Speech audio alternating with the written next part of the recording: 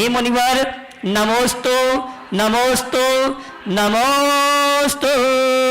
और आइए गुरुवर के आशीर्वाद से मैं आप सभी की ओर से निवेदन करूंगा, परम पूज्य मुनिवर संधान सागर जी महाराज से दोनों हाथ रख के जयकारा लगाएंगे। बोले परम पूज्य मुनि श्री प्रमाण सागर जी महाराज की, मुनिवर श्री संधान सागर जी महाराज की, समस्त मुनि संघ की नमोस्तु। गुरु चलते हैं पावन धरा पर गुरु चरणों में और आज का ये संकट समाधान का अपन सत्र प्रारंभ करें। बंधुओं, आज प्रथम प्रश्न के लिए लुधियाना से श्रीमती भावना जैन पूछ रही हैं, गुरु चरणों में बारंबार नमोस्तु करते हुए, क्या केवल दर्शन मात्र से भी पूजा का फल मिलता है? देखिए, दर्शन से बहुत फल मिलता है। सवाल पूजा का फल मिलता है या नहीं मिलता बात का, सवाल दर्शन से क्या फल मिलता है। तो आचार्यों ने लिखा है कि दर्शन से सम्यक दर्शन की प्राप्ति हो जाती है। इससे बड़ा और फल क्या होगा।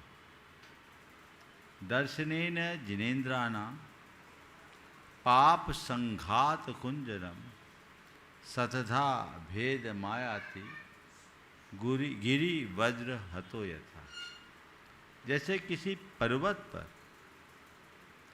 वज्रपात हो जाए तो वो चकनाचूर हो जाता है, ऐसे ही भगवान के दर्शन जन्म विशुद्धि के प्रताप से कर्म रूपी पर्वत चकनाचूर हो जाता है।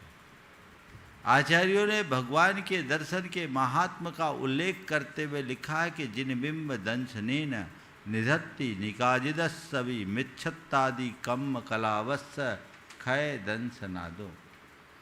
भगवान के जिन बिंब के दर्शन से निधत्ति निकाजित स्वरूप मिथ्यात्वादी कर्म समूह का क्षय देखा जाता है। जिन बिंब दंशनेन परम सम्मत्त सुपत्ति दंशनादो। भगवान के दर्शन से प्रथम सम्यक की प्राप्ति होती। तो भगवान के दर्शन को सामान्य में मत लेना। फिर आप लोग कहोगे फिर तो महाराज जी दर्शन ही करे, पूजा काहे को करे, है ना, पूजा करना बंद कर दो।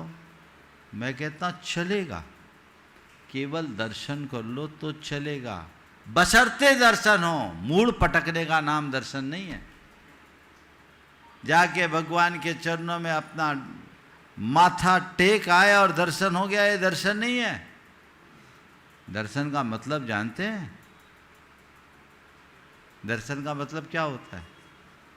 दर्शन करने तो आप लोग जाते हो ना। दर्शन का मतलब क्या है? हाँ,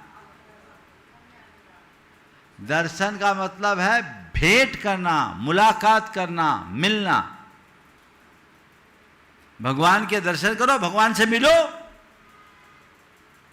और जिस दिन भगवान से मिल जाओगे भीतर हिलचल हलचल हो जाएगी, सारे कर्म नष्ट हो जाएंगे। तो वो भाव विशुद्धि अंतरंग में विकसित हो तो जीवन की दिशा और दशा परिवर्तित हो। जबलपुर से कुमारी श्रेया जैन, भावना योग के ऊपर उनका प्रश्न है, भावना योग में स्वविचार भावना का सही अभ्यास कैसे करें?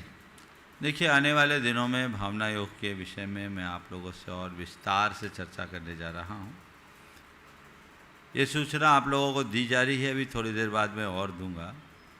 भावना योग का बहुत विस्तृत स्वरूप है और हमारा संपूर्ण जीवन हमारे भावनाओं से ही नियंत्रित और संचालित होता है।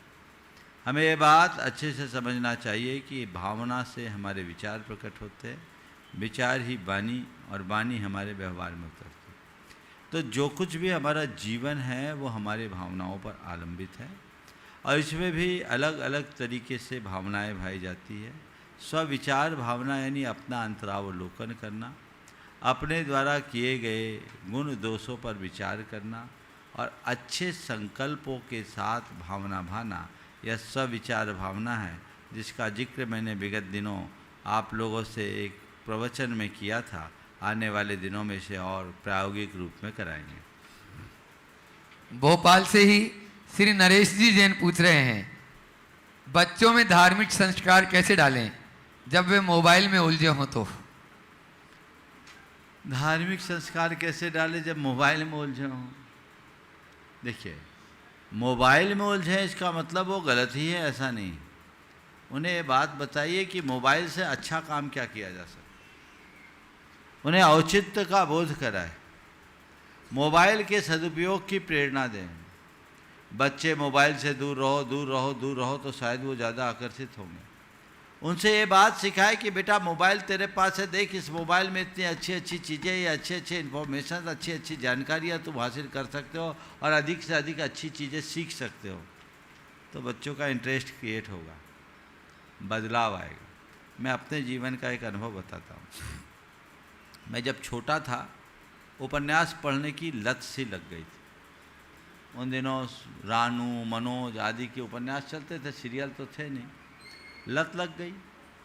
एक उपन्यास पूरा किए बिना सोता नहीं था। बहुत छोटा था, 9th क्लास की बात होता था। उस समय मुझे लत लग गई। पर एक टेनेंट थे जिनका पुस्तकों की दुकान थी। उनने मुझसे एक दिन कहा कि तू ये पुस्तकें क्यों पढ़ता है, मैं तुम्हें किताब दे रहा हूँ, तुम इसे पढ़ो। और उन्हें हमें किताब दी, गोदान प्रेमचंद। मैंने गोदान पढ़ा, मुझे इंटरेस्ट आ गया। फिर मैंने साहित्यिक पुस्तकें पढ़ना शुरू कर दी और साहित्यिक उपन्यास पढ़ना शुरू कर दिया। आज मैं समझता हूँ उसका आज भी मुझ पर प्रभाव है।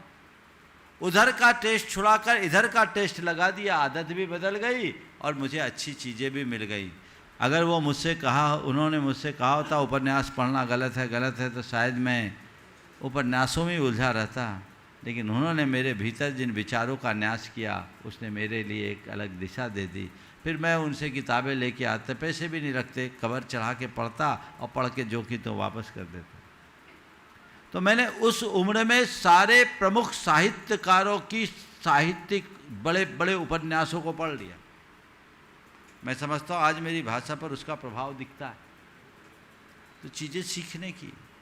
तो बच्चों को भी आप ये कहना बंद कर दीजिए, ये मत करो, ये मत करो, ये मत करो। आप उन्हें ये कहिए, बेटा ये करो और इसलिए करो। तो उसका दूरगामी परिणाम अच्छा होगा और बच्चों में उसका प्रभाव भी पड़ेगा। मुंबई से श्रीमती नीलिमा जी जैन नमोस्तुपुरुष पूछ रही है, गृहस्थ होकर भी क्या त्याग की भावना संभव है? यदि संभव है तो हमें इस त्याग की भावना को किस प्रकार से साकार करना चाहिए? 24 तीर्थंकरों में 19 तीर्थंकरों ने गृहस्थी में ही त्याग की भावना जगाई कि नहीं जगाई? हुई ना। गृहस्थी में त्याग की भावना जगी तब वो बैरागी बनकर साधु बने। इसलिए धारणा हटाइए कि गृहस्थ अवस्था में त्याग की भावना जरूर संभव नहीं है। गृहस्थी भी त्यागी बन सकता है, हृदय में वैराग्य हो तो। शायद प्रश्नकार का भाव कुछ दूसरा भी हो सकता है। वो ये पूछना चाह रहे हो कि हम घर में रहते हुए त्याग कर सकते हैं कि नहीं। तो हाँ, घर में रहते हुए भी त्याग किया जा सकता है। सर्वस्व का त्याग भले ना हो, अंश का त्याग तो हो सकता है। गृहस्थोचित कर्तव्यों का पालन करते हुए, गृहस्थ धर्म का निर्वाह करते हुए 1 प्रतिमा से लेकर 10वीं प्रतिमा तक आप घर में रह सकते हैं। त्याग की प्रतिमूर्ति बन सकते हैं। घर में रहते हुए वस्त्र मात्र परिग्रह के साथ जीवन यापन कर सकते हैं। वस्त्र के अतिरिक्त और कोई परिग्रह नहीं। इतना बड़ा त्याग गृहस्थ में हो सकता है। सब संभव है, बशर्ते मन राजी हो। वाराणसी से श्रीमती रेणुका जैन का प्रश्न है, संतों की संगति का प्रभाव कैसे अनुभव करें? थोड़े दिन रहो, अपने आप पता लग जाएंगे।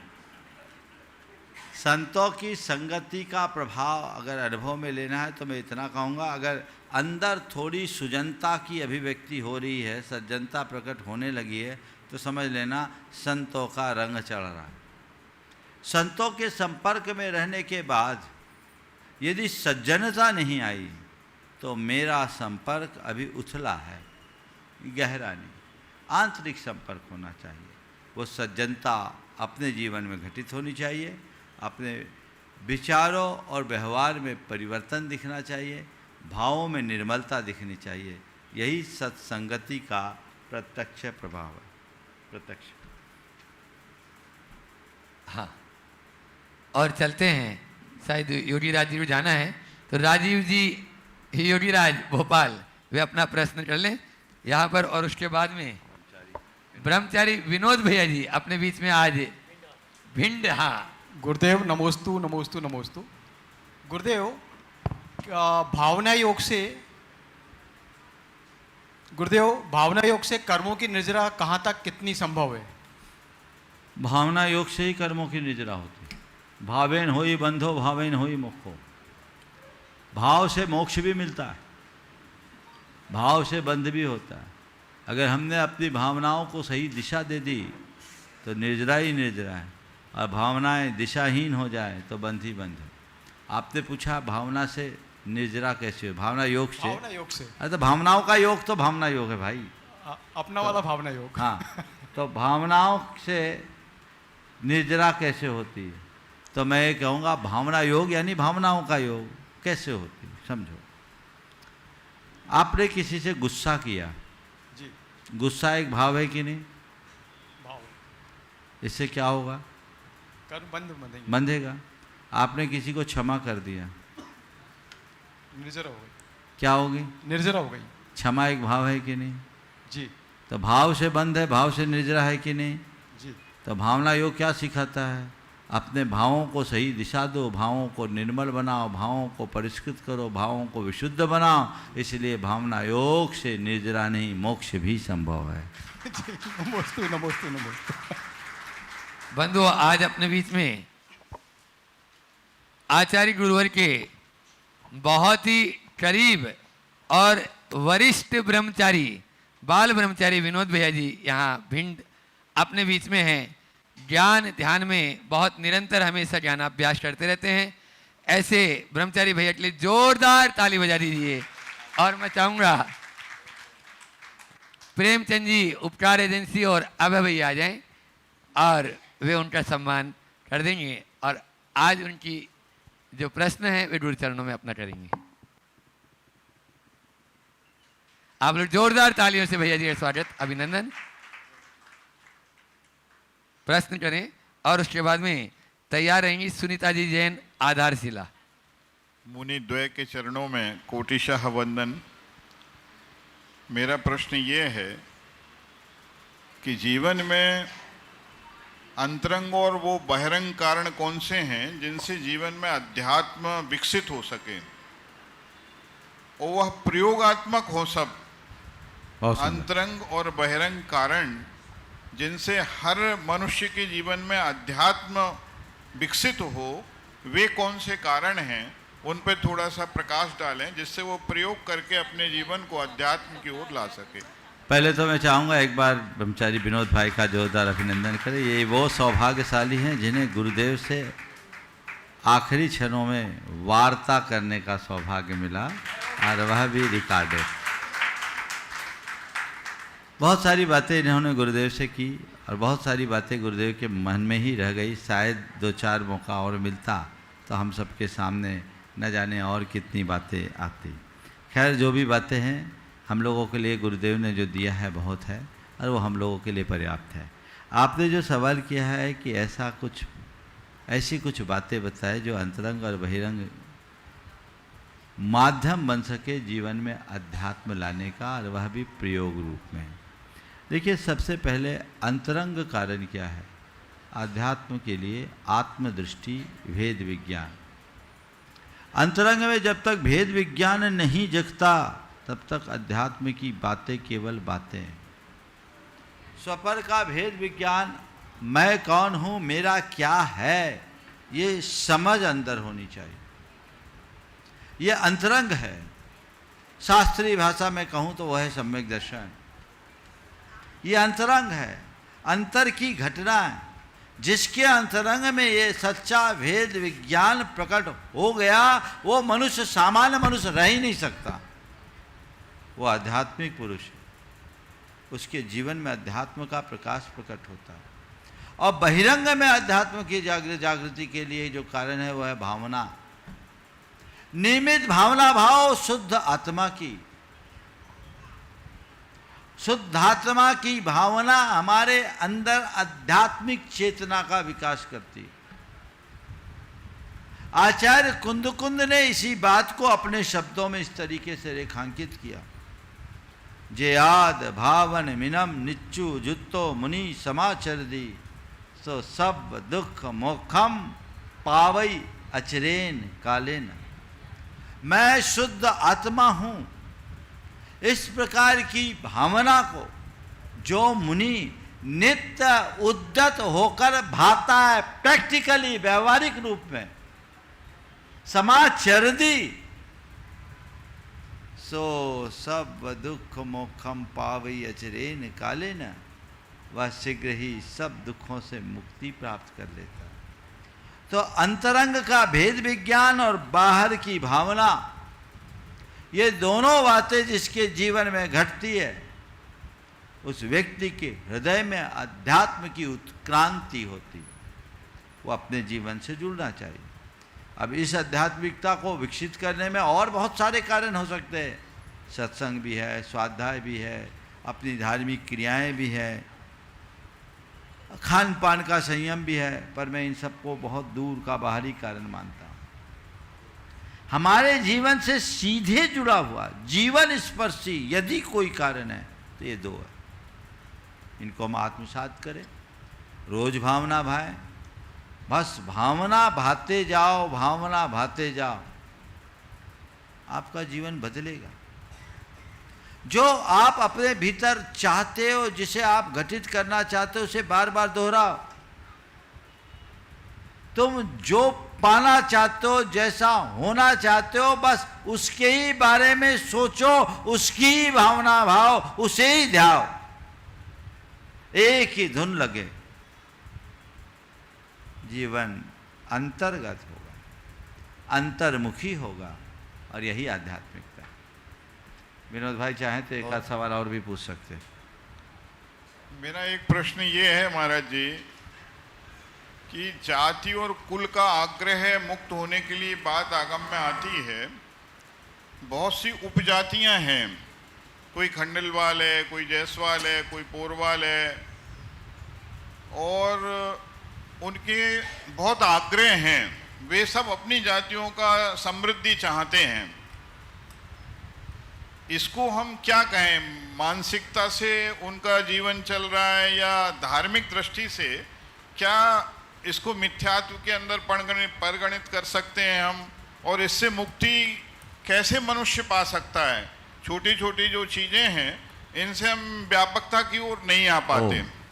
देखिए, मेरा इस विषय में स्पष्ट कहना है कि जातियों का संबंध धर्म से नहीं है, जातियों का संबंध मोक्ष मार्ग से नहीं। इसलिए धर्म के क्षेत्र में जातियों को लाना भी नहीं चाहिए। ये एक हमारी पारंपरिक और सामाजिक व्यवस्था है। जातियां बनी रहनी चाहिए, क्योंकि इससे हमारा इतिहास जुड़ा है, इससे हमारी परंपराएं जुड़ी। जितनी भी जातियां हैं, चाहे उपजाति के रूप में हो या जाति के रूप में, जातियां बुरी नहीं हैं। भिन्न भिन्न जातियों से भिन्न भिन्न परंपराओं के इतिहास का बोध होता है। हर जाति की अपनी रीतियां हैं, अपनी परंपराएं हैं, उनका अपना इतिहास है, इसे संरक्षित करना चाहिए। सब जातियों को एक करने से हम अपने जो सांस्कृतिक इतिहास है उसे बिगाड़ देंगे। बस इतना मैं कहूँगा, जातियाँ रहे, जातीयता न रहे। जातियों से दिक्कत नहीं, जातीयता से दिक्कत है। संप्रदायों से दिक्कत नहीं, सांप्रदायिकता से दिक्कत है। हम जातीयता की मानसिकता से बाहर निकले, सांप्रदायिकता की मानसिकता से बाहर निकले। ये सामाजिक व्यवस्था है। और अगर आपके अंदर जातीयता का आग्रह होगा तो आप धर्म से भी विमुख होंगे और समाज को भी तोड़ेंगे, सामाजिक समरसता खंडित होगी। हमारी जो जाति है, हमारी अब परंपरा, हम उस परंपरा को आगे बढ़ा रहे हैं, चलने दीजिए। लेकिन मेरी जाति अच्छी, तेरी जाति खराब, वो गलत है। और फिर आज के समय में परिदृश्य बदल गया। हमारे सामने दो चीज़ें, तीन चीज़ें आती। एक, आप जिस जाति से संबद्ध हो वो जाति, फिर दूसरी तरफ आपका धर्म, और अब तीसरी तरफ जो थोड़ा व्यापक बन गया है वह है हमारा समाज। जब हम जाति की बात करते हैं तो एक वर्ग विशेष तक सीमित रहते हैं, सबकी अपनी अपनी जाति। धर्म की बात करते तो हमारा जैन धर्म है, और जैन धर्म में सभी जाति के लोग सम्मिलित हैं। और जब हम समाज की बात करेंगे तो समग्र जैन समाज होगा, उसमें एक जाति विशेष नहीं हो। तो जब समाज हित की बात हो तो जाति आग्रह कम कर दो, और धर्म की बात हो जाति और समाज से ऊपर उठ जाओ। धर्म तो भीतर का तत्व है, उसे संभालो। तो सब बातों को अपनी अपनी भूमिका के अनुसार ही करना चाहिए, वही हम सब के लिए बेहतर है। तो पुनः मैं दोहराऊंगा, जातियों से कोई गुरेज नहीं, जातीयता का भाव नहीं आना चाहिए। और चाहोगे? बस चलो। श्रीमती सुनीता जी जैन आधारशिला भी अपना प्रश्न कर रहे हैं। उसके बाद में आज अपने बीच में अखिल भारतीय दिगंबर जैन महिला परिषद के मैना सुंदरी संवाद से कस्तूरबा नगर से यहाँ पूरा महिला मंडल यहाँ पर उपस्थित है, वे एक प्रश्न करेंगे। गुरुदेव को 3 बार नमोस्तु नमोस्तु नमोस्तु। छुल्लक जी को एक छामी एक छामी एक छामी। हे गुरुदेव, मेरी शंका है, मिथ्यात्व किसे कहते हैं और इससे बचने के क्या उपाय हैं? मिथ्यात्व किसे कहते हैं, इससे बचने की क्या उपाय? जो वस्तु जैसी नहीं है उसे वैसी मानना, इसका नाम मिथ्यात्व। समझ गए? अनात्मा को आत्मा मानना, अधर्म को धर्म मानना, अतत्व को तत्व मानना, विपरीत मान्यता रखना, उल्टी श्रद्धा रखना, ये सब मिथ्यात्व के अंतर्गत आते। इसलिए मिथ्यात्व को से मुक्त होना चाहते हो तो ये जानिए और भेद विज्ञान जागृत कीजिए, सत्य असत्य की पहचान कीजिए, करनी अकरनी का ज्ञान कीजिए। सच्चे देव शास्त्र गुरु का आलम्बन हमारे मिथ्यात्व के विनाश का सबल निमित्त बन सकता है। नमोस्तु गुरुदेव, नमोस्तु गुरुदेव, श्री नमोस्तु। श्रीमती महिला परिषद कस्तूरबा नगर, और उसके बाद में तैयार रहेंगे सुशील जैन पूर्व निरीक्षक अल्पसंख्यक कल्याण विभाग। नमोस्तु महाराज जी, नमोस्तु महाराज जी, नमोस्तु महाराज जी। एक चामी महाराज जी, एक चामी महाराज जी, एक चामी महाराज जी। महाराज जी, हमारी महिला परिषद भारत के अलावा अमेरिका, जापान वगैरह में भी उसकी शाखाएं हैं, और हम लोग वहाँ पे भी काम, मतलब हमारी परिषद वहाँ पे भी काम करती है। और हमारे 12 सूत्रीय कार्यक्रम होते हैं, जो हर महीने का एक अलग अलग टास्क मिलता है।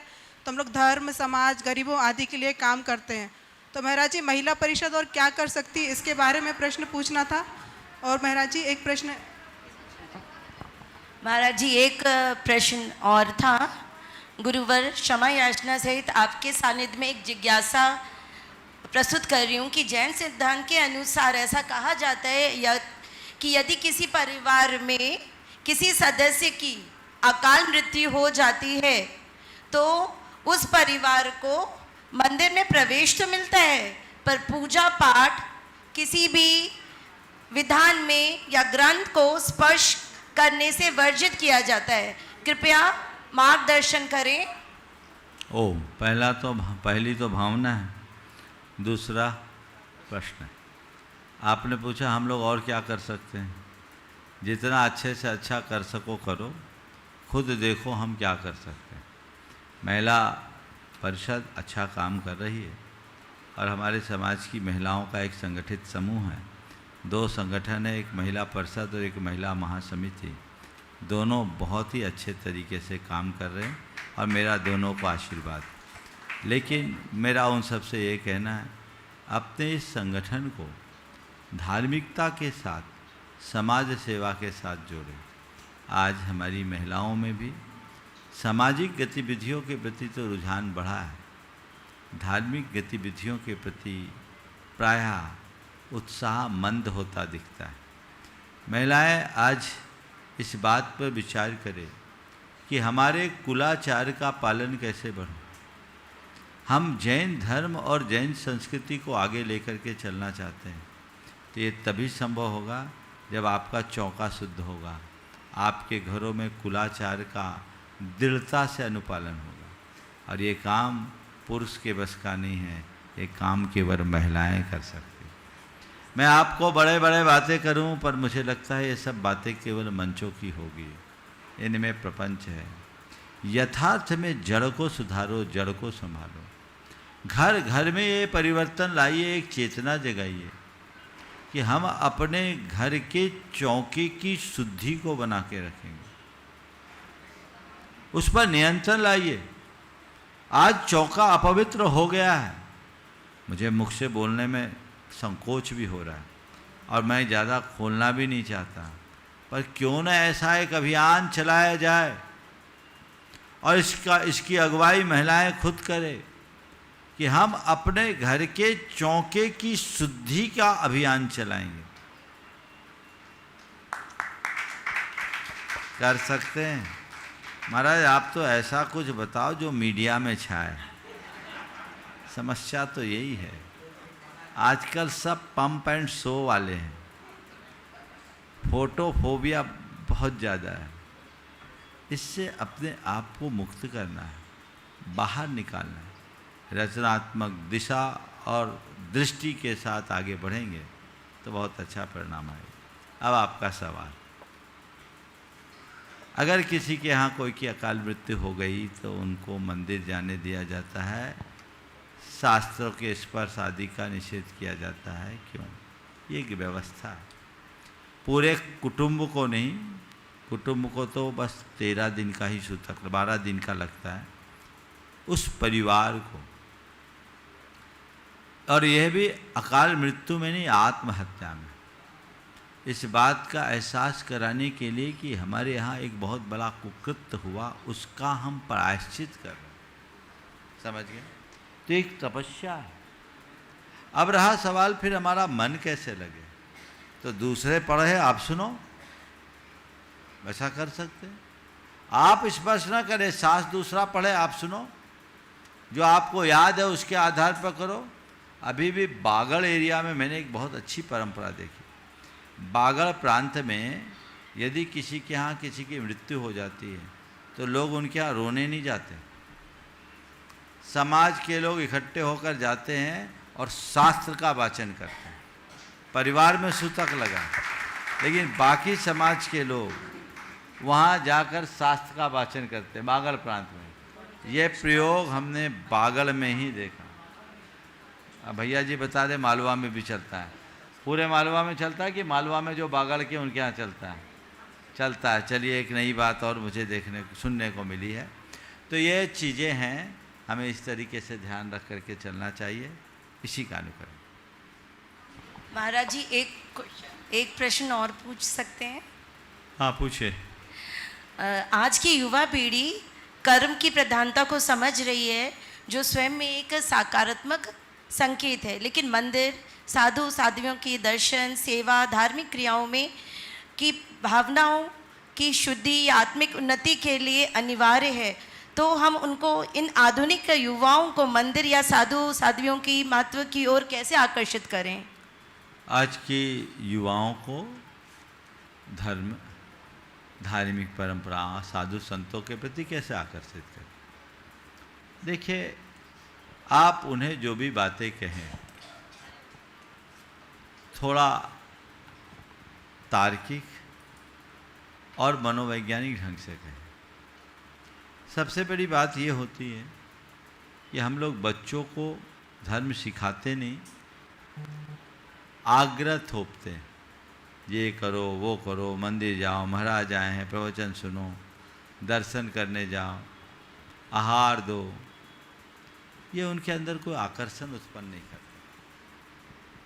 उनके सामने आप थोड़ा दूसरे तरीके से बात करें कि आज हम महाराज जी के पास गए, महाराज से दर्शन किए, आज महाराज का हमने प्रवचन सुना, आज महाराज ने बड़ी प्रैक्टिकल बात की, आज मुझे बड़ा आनंद आ रहा है। महाराज जी जो बातें करते हैं वो हमारे लाइफ के लिए बहुत बहुत अच्छी चीज़ लगती है। अगर तुम भी एक आध दिन सुनोगे तो तुम्हें बहुत अच्छा लगेगा। मैं चाहती हूँ तुम एक बार प्रैक्टिकली देख के आओ, सुन के आओ, उसके अंदर एक क्यूरियोसिटी जगा दीजिए। आज मैं आहार देकर आया तो उसकी जो आनंद की अभिव्यक्ति उनके सामने होनी चाहिए, ताकि उनके मन में आकर्षण उत्पन्न हो। आप बच्चों से कहते कि प्रवचन सुन के आओ, आप बच्चों से कहते महाराज के दर्शन करके आओ, आप बच्चों से कहते आहार दे करके आओ, लेकिन जो आहार दे रहे हैं, जो प्रवचन सुन रहे हैं, जो दर्शन कर रहे हैं, उनमें कुछ दिखता है जो बच्चों को आकर्षित करे। अरे तुम अपने अंदर तो बदलाव लाओ। मैं गुरुओं से जुड़ा हूं तो मेरे भीतर भी तो कुछ जुड़ना चाहिए। गुरुओं से जुड़ने वालों के अंदर और कुछ नहीं जुड़ता। गुरु से जुड़ने का गुरूर भले जुड़ जाए, उससे क्या होगा? तो बच्चे कहते तुम भी तो वही हो, तो हम दूरी अच्छे। सबसे बड़ी विडंबना है कि हम आज की नई पीढ़ी के हृदय में धर्म का आकर्षण नहीं बचा पाए, क्योंकि हम स्वयं उनके सामने अपने आप को एक अच्छे आदर्श के रूप में उपस्थित नहीं कर पाए।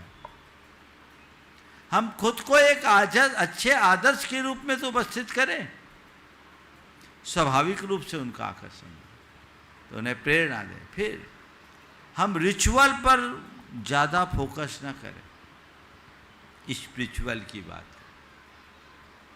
उन्हें आध्यात्मिक दृष्टि से बताएं। और आज के बच्चे धर्म की भाषा कम, मैनेजमेंट की भाषा ज़्यादा सीखते हैं, उनके प्रति ज़्यादा रुझान होता है। तो हम उन्हें मैनेजमेंट की भाषा में बात करें। एक बार जुड़ जाए तो बड़ा परिवर्तन हो। मैं एक स्थान पर था, एक प्रोफेसर आए, उनके साथ एक युवक था जो बाहर से पढ़ करके आया था। दर्शन करने के लिए वो भी आया तो ऐसा देख रहा था जैसे अजूबा है। बातचीत हुई, बातचीत से बड़ा प्रभावित हुआ। उसके साथ जो प्रोफेसर थे उनके पिताजी के मित्र थे। वो जा रहे थे, रास्ते में हम लोग जहाँ रुके थे वो स्थान पड़ा, रुक गए, आ गए। बातचीत पूरी हुई। पूरी चर्चा के बाद थोड़ी देर तक तो वो लड़का मास्टर्स करके आया था अमेरिका से, इंजीनियरिंग का छात्र था। थोड़ी देर तक तो सुनता रहा, समझता रहा, फिर वो उसका इंटरेस्ट क्रिएट हुआ और चर्चा में शामिल हुआ। लगभग 1.5 घंटे तक मुझसे बातचीत की। बातचीत के बाद मालूम क्या बोला? बोला महाराज जी, अंकल जब मुझसे कह रहे थे कि महाराज के पास चलना है तो मैं सोच रहा था महाराज के पास जाके क्या करेंगे, वो तो संस्कृत में बात करते होंगे। उसकी धारणा, महाराज जी के पास जाके हमें क्या मिलेगा, वो तो संस्कृत में बात करेंगे, उनसे हमारा क्या लेना देना। पर महाराज जी आपके पास आने के बाद आज पहली बार मुझे लगा कि महाराज लोग भी इतनी प्रैक्टिकल बातें कर सकते हैं। महाराज इनके, उन्हें अंकल आपको बहुत बहुत आभार, थैंक यू कर रहा था उनको कि आज आप लेकर आए। मुझे लग रहा था कि मैं अपनी धारणा के कारण तो मैं वंचित रह जाता, वो बदल गया और अब नियमित आता है। तो बदलाव ऐसा होता है। हम भी बच्चों को उस तरीके से बातें सिखाएं जो उनमें सहज आकर्षण उत्पन्न हो, और ये बात बचपन से लाए। बच्चों के केवल पढ़ाई की बात न करें, पढ़ाई के साथ साथ उनके समग्र जीवन पर भी चर्चा करें, तो बहुत बड़ा बदलाव घटित हो सके। ओम। सुशीली जैन पूर्व निरीक्षक अल्पसंख्यक विभाग, और उसके बाद में नीरू जी जैन नोएडा तैयार रहेंगे, नोएडा से अपने बीच में। नमोस्तु गुरुवर, नमोस्तु गुरुवर, नमोस्तु गुरुवर।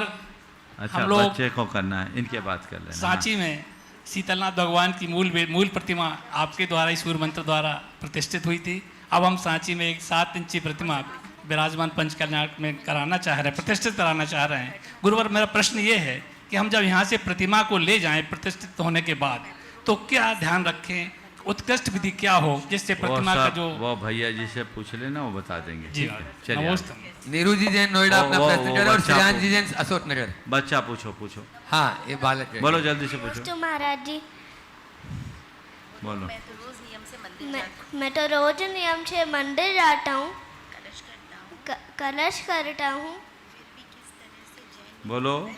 फिर भी किस तरह से जैन धर्म की ओम, बहुत अच्छा, ऐसे ही जाते रहो और अपने अंदर जैन धर्म के गौरव को बढ़ाओ। बहुत बहुत आशीर्वाद। चलो आगे। हाँ हाँ नीरू जी नोएडा सपत्नी प्रश्न पूछ रहे हैं और उसके बाद में श्रेयांश जी जैन अशोक नगर तैयार रहे। मंचासीन गुरुओं के चरणों में नमोस्तु नमोस्तु नमोस्तु। छुल्लक जी को एक शामी। गुरुवर, मेरा प्रश्न आहारचर्या को लेकर है कि जैसे आजकल इतनी गर्मी पड़ रही है और हम श्रावक लोग साधुओं को घेर के खड़े हो जाते हैं, पसीने से लथपथ रहते हैं और ऐसे ही आहार देते रहते हैं, तो गुरुवर जरा मार्गदर्शन कीजिए कि हमें किस तरह सावधानियां रखनी चाहिए आहार देने के टाइम पर। आप खुद ही बता दो, पसीने से लथपथ होकर के काहे दे रहे, थोड़ा साइड में खड़े हो जाओ, थोड़े नहीं, हवा में रह लो। महाराज उस समय हम लोगों को गर्मी लगती ही नहीं, सब भूल जाते हैं। विवेक रखना चाहिए। चलिए। नमोस्तु महाराज जी, नमोस्तु। श्रेयांश जी जैन अशोक नगर वे अपना प्रश्न करें, उसके बाद में गुड़गांव से अंजू जी गुड़गांव वे अपना प्रश्न करेंगे। गुरु जी के चरणों में बारंबार नमोस्तु। गुरु जी, मेरी तो एक भावना थी कि आचार्य श्री को कलश लाओ तो मैंने 2023 में आचार्य श्री को कलश लाओ तो 2023 में डोंगरगढ़ में मेरे ऐसा कौन सा पुण्य तो और ऐसा मेरे कौन सा पाप कर्म को दे दो आचार्य श्री को अंतिम चतुर्मास होकर रहेगा। देखो, ये तो पॉजिटिव सोचो तो कि कम से कम मैं इतना सौभाग्यशाली रहा कि गुरुदेव का आखिरी कलश मेरे घर में। जाना आना तो अब लगा है, सबका पापोदय है कि हमें हमारे ऊपर से गुरु का प्रत्यक्ष हाथ उठ गया, लेकिन नियति के ऊपर किसी का नियंत्रण नहीं, उस पर किसी का वश नहीं चलता। जाना था तो चले गए, और जितनी भी महाविभूतियाँ होती हैं उनकी भूमिका तय होती, वो गए नहीं हैं, अपनी अंतर यात्रा के अगले पड़ाव पर पहुँचे। तो गुरु जी इतनी उनकी आत्मा का उद्देश्य व्यापक है और वो उसे पूरा करेंगे। हमारे तुम्हारे लिए लगता है कि वो चले गए, लेकिन जाना तो सबका तय है। भगवान महावीर भी गए, 24 तीर्थंकर भी गए, इसलिए चले गए कहने से कुछ नहीं है। वो जो देखे गए उसे संभालो और अपने हृदय में बिठा लो, हर पल उनके सानिध्य का एहसास हो। बहुत अंजू जी जैन गुड़गांव जो प्रामाणिक समूह की कोऑर्डिनेटर भी हैं और गुरुवर के सपनों को आगे भी बढ़ाना चाहती है, भावना योग से जुड़ी है, ऐसी अंजू जी जैन अपना प्रश्न करें और उसके बाद में माइक स्वरूप सागर जी महाराज तक पहुंचाए। छुल्लक स्वरूप सागर जी महाराज द्वय मुनि राजों के चरणों में नमोस्तु, छुल्लक जी महाराज जी के चरणों में इच्छामि। नमोस्तु गुरुदेव। गुरुदेव, गुण अनंत होते हैं लेकिन दोष अनंत नहीं हो सकते, क्योंकि वो ख़त्म हो जाते हैं, उनको समाप्त किया जा सकता है। फिर भी हमारी दृष्टि दोषों पे ही क्यों जाती है, उन अनंत गुणों पर नहीं। और दूसरी बात, हम आत्मा में ऐसी कैसी शक्ति जगाएं जिससे कि वो दोष समाप्त होकर अनंत गुणों को पा सके। बहुत अच्छा वाक्य कहा है।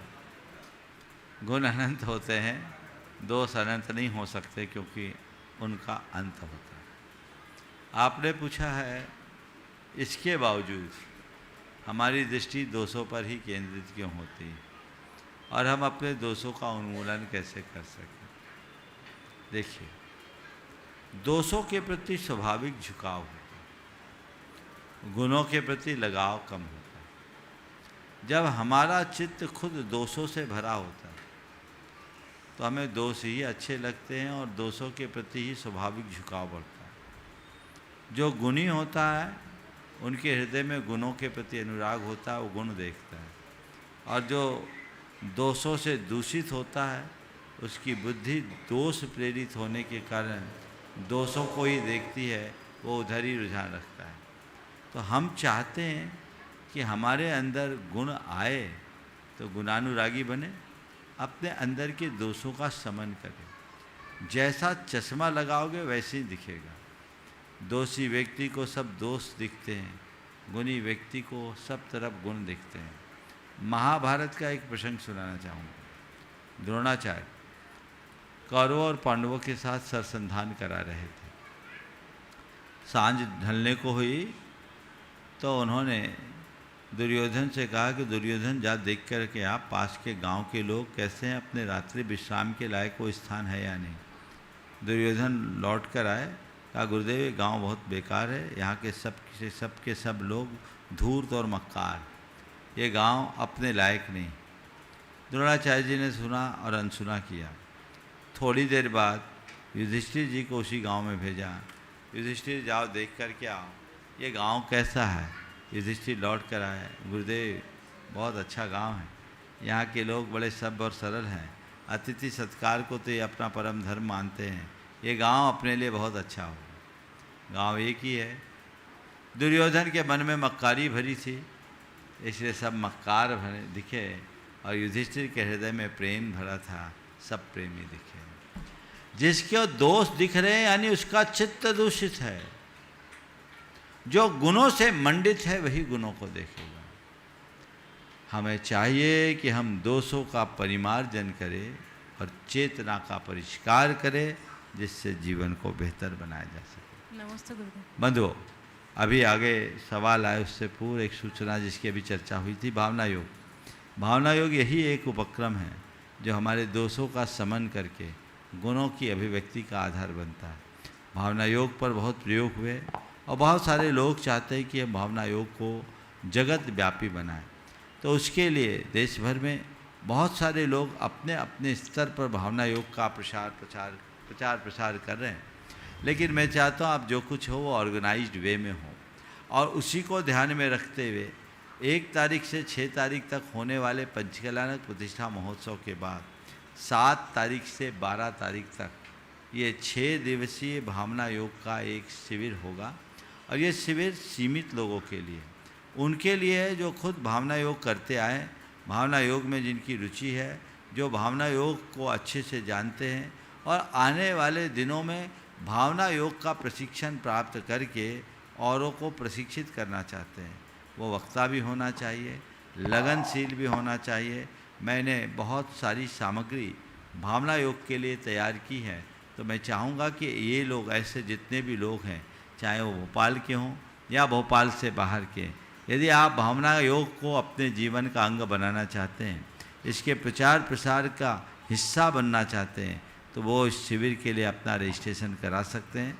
टीम आपके रजिस्ट्रेशन के बाद उसको परखेगी और जिन्हें आमंत्रित किया जाएगा वे इस शिविर में सहभागी होंगे, और उसमें जो चुने हुए लोग होंगे उन्हें एक सर्टिफिकेट दिया जाएगा, प्रमाणित भावना योग प्रशिक्षक, और आने वाले दिनों में वे अधिकृत होंगे भावना योग का प्रशिक्षण प्रदान करने के लिए। तो ये एक बहुत अच्छा उपक्रम है, सभी लोग इसमें सम्मिलित हो सकते हैं। ये सूचनाएं सब तक आप लोग अपने अपने स्तर पर पहुंचा दें, और एक सीमित संख्या में ये पहली बार ऐसा शिविर होगा।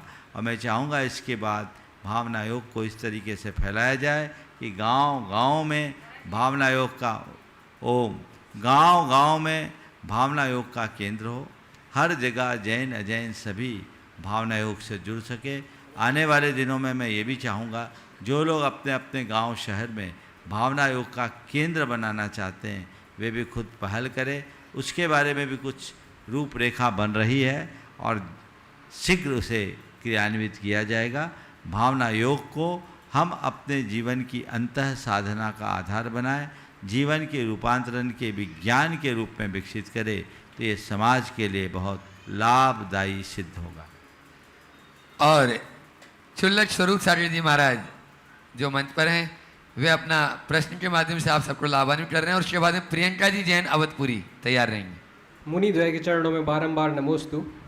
मैं राशि पाप से तो सभी बचना चाहते हैं, लेकिन प्रायः लोगों का मत होता है कि हम व्रत स्वीकार नहीं कर सकते क्योंकि हमारी अनुकूलता नहीं है, शक्ति नहीं है आदि। लेकिन अनावश्यक पापों से बचा जा सकता है, जिसके लिए अनर्थदंड नाम से एक शब्द आता है जो एक व्रत भी होता है। तो महर्षि एक सामान्य व्यक्ति अनर्थ दंड से और अनावश्यक पापों से कैसे बच सकता है? बहुत अच्छा सवाल उठाया मैंने। पापों से बचने का भाव प्रगाढ़ होना चाहिए और बुद्धिपूर्वक पापों का परित्याग करना चाहिए। सभी से मैं पहले तो ये कहूँगा कि पाप का त्याग आप पूरी तरह करो, अति उत्तम है। नहीं कर पाओ तो जिस स्तर पर कर सको उस स्तर पर तो करो। आंशिक रूप से तो त्याग करो। आप पाप के परित्याग किए बिना अपने जीवन को पवित्र नहीं बना सकते। ये बात गांठ में बांध लीजिए। भले आप अनुव्रती बने, पर बने। अनुव्रती का मतलब ये नहीं कि आप 16 का खाएंगे तभी अनुव्रती बने। अनुव्रती यानी छोटा सा व्रत ले, कहीं न कहीं विराम हो, जैसे अहिंसानुव्रत है। मद्य मांस मधु का त्याग कर दीजिए, संकल्पी हिंसा का त्याग हो गया। ये तो आप कर सकते हैं। जहाँ मेरा काम सच से चलेगा वहाँ झूठ नहीं बोलेंगे, कम से कम कुछ अंशों में तो झूठ से बच सकेंगे। किसी की जेब नहीं काटेंगे, किसी का गला धन नहीं निकालेंगे, किसी का ताला नहीं तोड़ेंगे। इस तरह की अनैतिकता अप्रामाणिकता युक्त कृत्यों से बचेंगे। आचौर व्रत हो जाएगा कि नहीं? सदार संतोष व्रत, यौन सदाचार का पालन करेंगे, ब्रह्मचर्य व्रत होगा। परिग्रह की लिप्सा को यथासंभव सीमित रखेंगे, परिग्रह परिमाण व्रत हो गया। व्रत कितना प्रैक्टिकल है, कर सकते हैं कि नहीं? आपने पूछा अनावश्यक पापों से बचा जाए। सच्चे अर्थों में पाप आवश्यक है ही नहीं, पाप ही अनावश्यक। और आप अनावश्यक पाप करते हो, फिर भी उसमें भी कुछ जिसको आप अपने लिए अनिवार्य मानते हो, जिसके बिना आपका काम नहीं चलता, ऐसा आप लोग कहते हैं। अनिवार्य होता तो साधु पाप मुक्त नहीं होता। पर चलो मैं थोड़ा नीचे आके बात करता हूँ कि आप जहाँ हो उस स्थान से पाप को, जो गैर जरूरी कार्यों में बिना मतलब का पाप है, उससे तो बच सकते हैं। आप देखिए, कोई आदमी कोई कार्य करे, उसका परिणाम का रस ले और पाप लगे तो कोई बुराई नहीं। चलो कुछ तो किया, करो भी नहीं और भावों से सब कुछ कर लो, अनावश्यक पाप। आप सुबह से उठो, आप ब्रश करते हैं, आपको पता है ये जो प्रोडक्ट मैं यूज कर रहा हूँ कैसा है? आपको पता है कि इसमें अगर हड्डी का चूरा है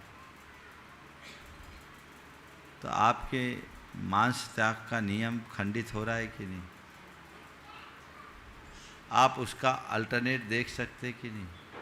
आप साबुन लगा रहे हैं, बिना साबुन के नहीं रह सकते। चलिए, पर इसमें कोई पशु उत्पाद तो नहीं है, आप पता कर सकते हैं। हाँ, सब चीज़ें लिखी है, लिखा रहता है, सब चीज़ों उसी के रैपर पर लिखा है, सिंबल्स में लिखा रहता है। पता करिए, आप उसे देखते हैं। आप शैम्पू का उपयोग कर रहे हैं, आप देखिए छोटी छोटी सी चीज़ें। आप कपड़े पहन रहे हैं, कहीं सिल्क का कपड़ा तो नहीं है, आप विचार कीजिए। अपने खान पान आचार विचार में जिनके बिना मेरा काम चल सकता, उनका तो त्याग करिए। ये अनावश्यक त्याग है। प्रवृत्तियों में फास्ट फूड, जंक फूड, डब्बा बंद अन्य पदार्थ जो हमारे लिए उपयोगी नहीं है, जिनके बिना भी हम अच्छे से जी सकते हैं, उनका त्याग करिए। तो ये आपके जीवन के कल्याण का एक बड़ा निमित्त बनेगा। आप अपने जीवन को आगे बढ़ा सकोगे। इसी के साथ साथ विचारों से, आप लोग टीवी देखते हो, क्या देख रहे हो? मार काट, खून खच्चर और मनोरंजन के नाम पर आपका कितना समय बर्बाद हो रहा है। हो रहा है? पाप का बंद हो रहा है कि नहीं हो रहा है? शास्त्रों में इसे दुष्श्रुति कहा है। जो हमारे चित्त को कलुषित करे, हमारे परिणाम को बिगाड़े, वह सब दुष्श्रुति है। इससे बचे। अनर्दंड में आप फालतू पंखा चला रहे हैं, अनावश्यक है। फालतू लाइट जला रहे हैं, अनावश्यक है। फालतू बिजली जला रहे हैं, अनावश्यक है। 2 आदमी को खाना है, 20 आदमी का खाना बना रहे हैं, अनावश्यक है। विचार और विवेक के अभाव में की गई क्रियाएं अनर्थकारी होती है। इनसे हमें बचना चाहिए और हर क्रिया के प्रयोजन को सामने रख कर के ही चलना चाहिए, तभी हम अपने जीवन को आगे बढ़ा पाएंगे। महाराज जी कुछ बोलेंगे। प्रियंका कल करेगी प्रश्न। अब आज तो समय पूरा हो रहा है। बंधु, श्रुत पंचमी का यह पावन पर्व आ रहा है सामने, और प्रमाणित समूह के द्वारा या प्रमाणित पाठशालाओं के द्वारा घर घर में एक अलग जगाई जा रही है। अभी आपके सामने, आप अपारस चैनल में जो सुन रहे हैं, दिनवाणी चैनल में, उनको एक ऐड भी नजर आ रहा होगा, शिशुशाला और कुमारशाला। आम लोगों के लिए अभी वह पुस्तक उपलब्ध नहीं है, जैसा भी प्रमाणित समूह ने निर्णय लिया है। इसलिए प्रमाणित पाठशालाओं के जितने बच्चे हैं उस पुस्तक को अवश्य लें। वह पुस्तक आप लोगों को जो टीवी स्क्रीन पर नंबर चल रहे हैं, जितनी पाठशालाएं हैं वह पाठशालाएं आज ही वह अपनी पुस्तक सुरक्षित करा लें, क्योंकि बच्चों को संस्कारित करने का एक बहुत अच्छा माध्यम है। अन्य पाठशालाओं में बच्चों को बुलाया जाता है, प्रमाणित पाठशाला बच्चे दौड़ कर आते हैं, बहुत अंतर है। इसलिए प्रमाणित पाठशालाओं में जितने भी जुड़े हैं वे अपना निश्चित रूप से यह पुस्तक मंगाकर एक धर्म की प्रभावना में बहुत बड़ा योगदान देंगे। समय आप लोगों का सबका हो चुका है, इसलिए यहीं पर विराम।